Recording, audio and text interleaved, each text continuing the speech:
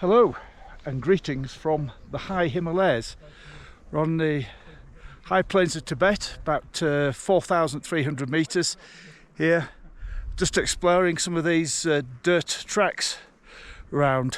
A lot of the roads have been tarmacked in Tibet now, but this is really awesome. So going to try and get some decent footage of this. We'll see. If you're watching this video, then hopefully I've got some nice footage. I'm on this trip with my friend Andy from the UK and Martin from Portugal, and then we've got Uday and Takeshi, our guides, so I'll introduce them in just a moment. So there's just the 5 of us riding.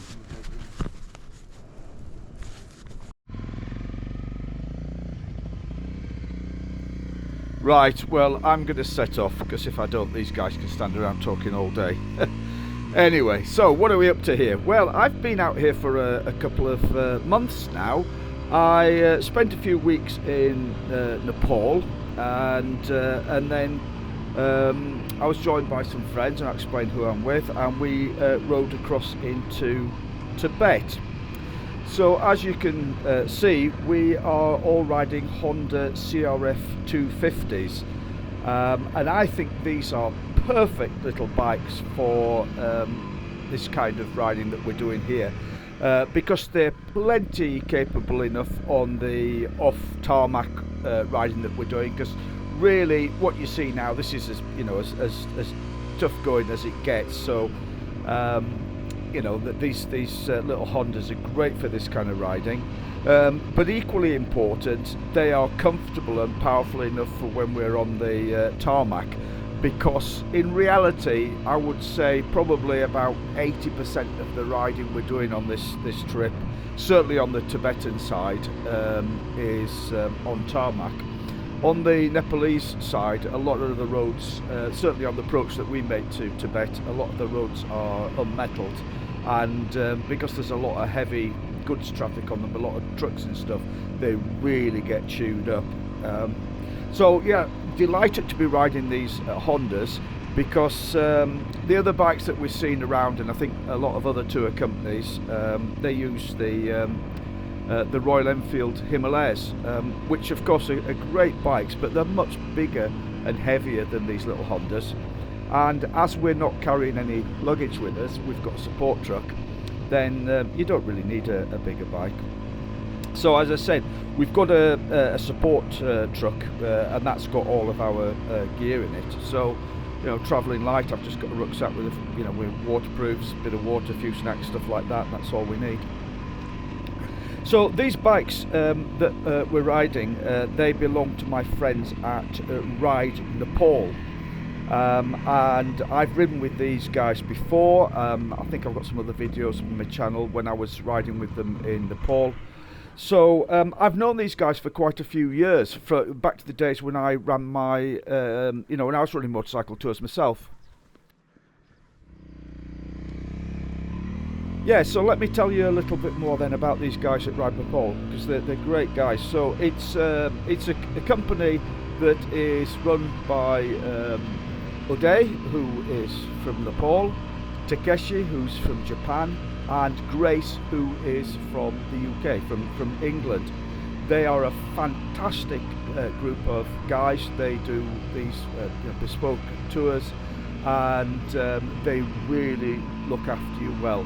So I was over in riding in Nepal with these guys in 2018, I think it was, 2019, perhaps 2018, and we talked about coming over into Tibet. And we were sort of looking at organising it, but then COVID hit, and of course China locked down totally. You just couldn't get into China at all. So earlier this year the Chinese lifted the travel restrictions, and so we were able to sort it out and get this trip organised into Tibet, and here we are.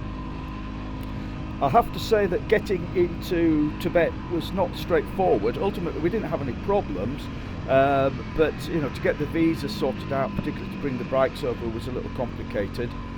We employed an agent in Kathmandu to help with that, and that really smoothed the process. And as I say, that went smoothly. But when we got to the border crossing, that was quite interesting. It took us about 8 hours to get through the border crossing.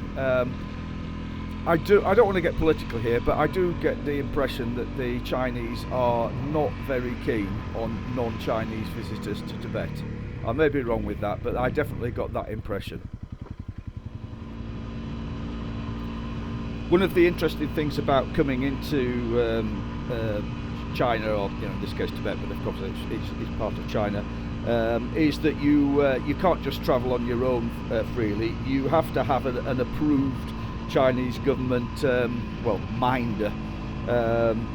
But the guy that we have is absolutely excellent. He's not Chinese, he's Tibetan, absolutely spot on guy, and that's why we've got the support truck, because he's travelling. He has a driver. He's travelling the truck, and he's carrying all our gear for us, and he's been looking after us really well. I can't praise him enough.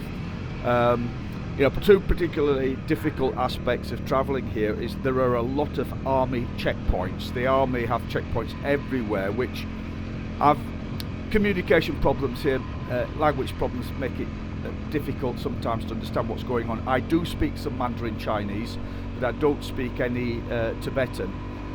But I understand that the checkpoints are really to stop native Tibetans from moving around. That the governments don't want to control them moving around, but getting through them is a bit irksome just in terms of procedures sometimes, but he's very good at sort of smoothing the way with that.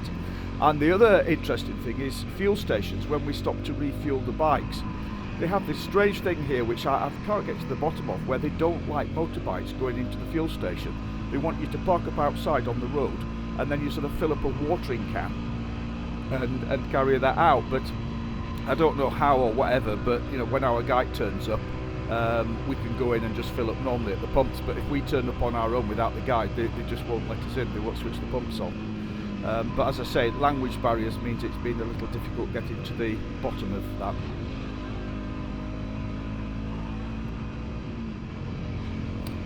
I fully intend to make a much longer video detailing what we've done on this trip. So as I say, we entered Tibet from Nepal. We rode over to Lhasa, the capital of Nepal. Had a fantastic time there, doing a bit of sightseeing. Visited the Dalai Lama's palace there, which was a big item off my my bucket list. And then we rode from there up to Everest Base Camp. If you're not aware of this, there are actually 2 Everest Base Camps, one on the Nepalese side and one on the Chinese side.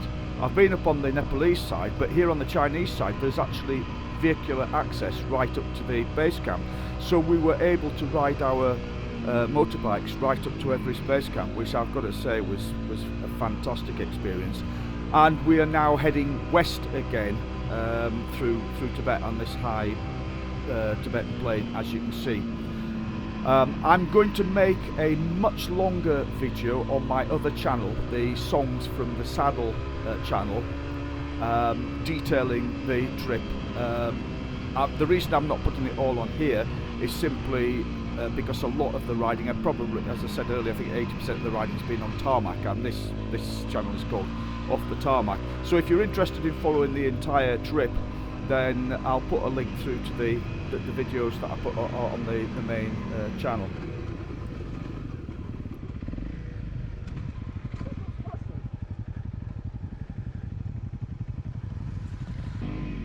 I have to say we've had a fantastic morning's riding here, and we're just coming up to the support truck. He told us where he was going to be, so we're riding up to the support truck now, and we're going to have lunch. And as you'll see, it's beautiful. He puts on lunch for us. It feels like a real luxury trip, does this.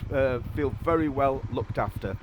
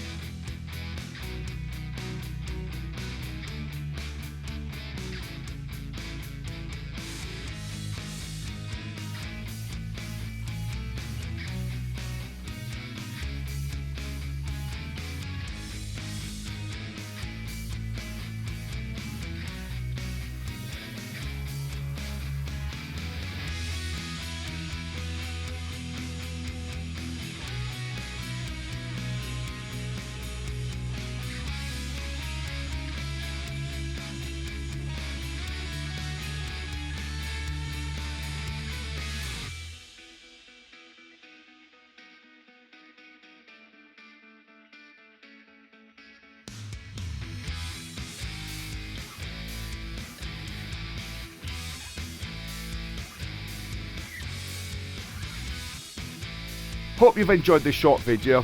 Thanks for watching.